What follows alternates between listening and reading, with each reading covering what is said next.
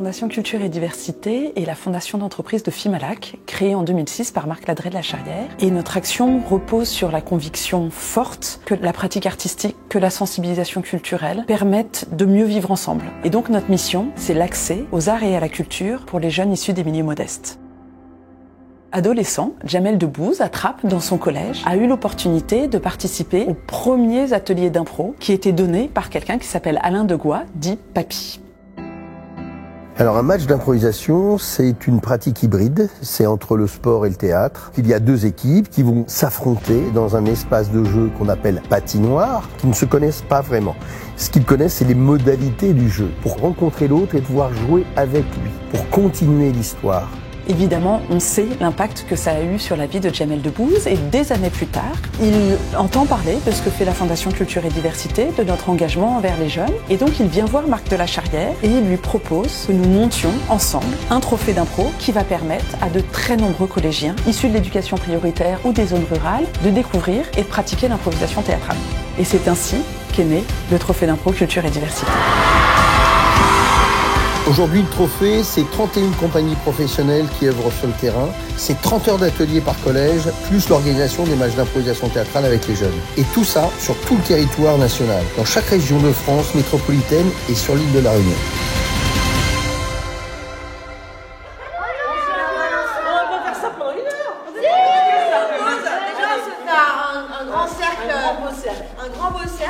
Les valeurs qu'on essaye de transmettre aux élèves, ça va être l'écoute, le respect, le plaisir de jouer ensemble. Il n'y a pas de compétition et que chacun et chacune a sa place. Tout le monde est mis à égalité.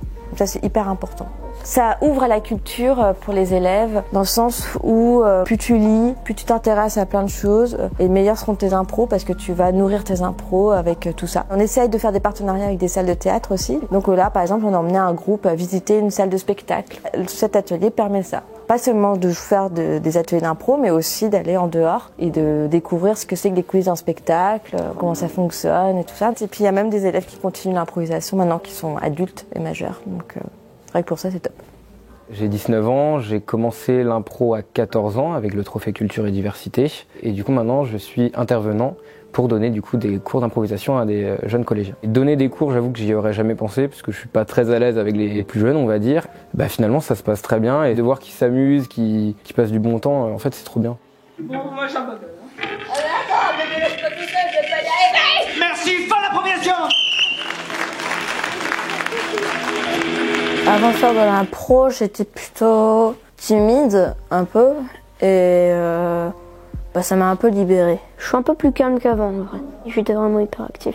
J'osais pas vraiment parler devant beaucoup de gens, genre une vingtaine, alors qu'aujourd'hui, j'ai parlé devant 260 personnes. Le point est pour la rouge. J'ai appris, quand on me dit quelque chose, à bien le prendre en compte, l'écoute. On va être plus créatif, en vrai, je pense. Pour moi, c'est le fair play. Savoir perdre, mais savoir gagner aussi. Quand il y a du monde, je suis obligée d'imaginer des patates. En fait, j'imagine que les gens sont des patates parce que je stresse trop. On m'apporte la hache. Qu'on m'apporte la guillotine. Nous allons shooter. Merci la petite gueule.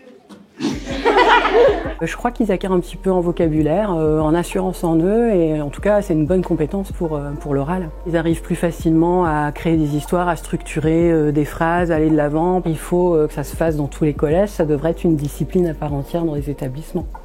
J'ai un peu peur qu'on trouve que je fasse pas bien, mais en même temps, je me dis que c'est pas grave, j'aurais quand même essayé. Au début, je me sens stressée, puis peu à peu, je me sens comme libérée.